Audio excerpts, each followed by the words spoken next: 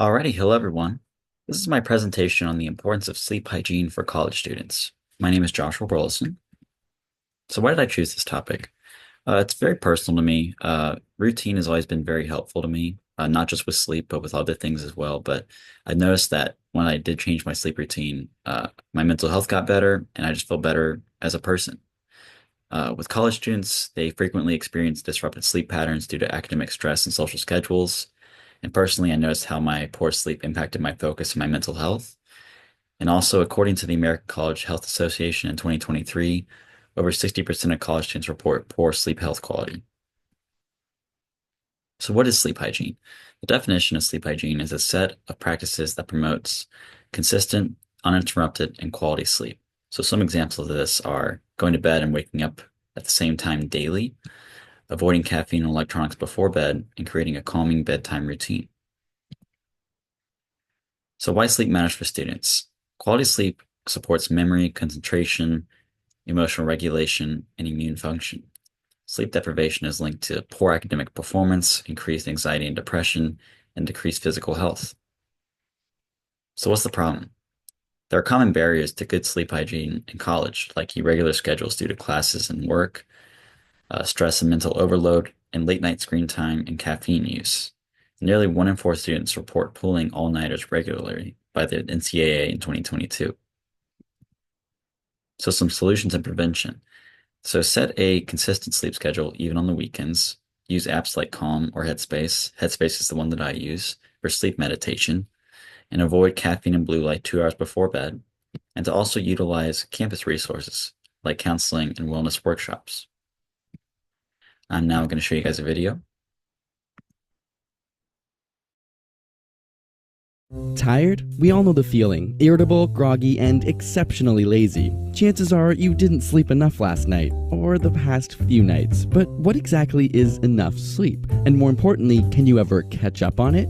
While the very function of sleep is still debated by scientists, we do know that it's necessary to function efficiently and productively. After all, we spend 24 years of our lifetime sleeping, it'd better be important. Researchers have tested how much is required each night by assigning groups of people to 4, 6, and 8 hours of sleep over extended periods of time. After 14 days, those with 8 hours of sleep exhibited few attention lapses or cognitive issues. However, those with 6 or 4 hours of sleep showed a steady decline. In fact, after only 2 weeks, the 6-hour group showed a similar reaction time to a person with a blood alcohol concentration of 0.1%, which is considered legally drunk. The 4-hour sleepers suffered even more, occasionally falling asleep during their cognitive tests. In both groups, brain function decreased day by day almost linearly with no sign of leveling off. Scientists have dubbed this cumulative effect as sleep debt. So, can we recover from it? After a night or two of little sleep, studies show that the body and brain can fully recover with a few nights of good sleep.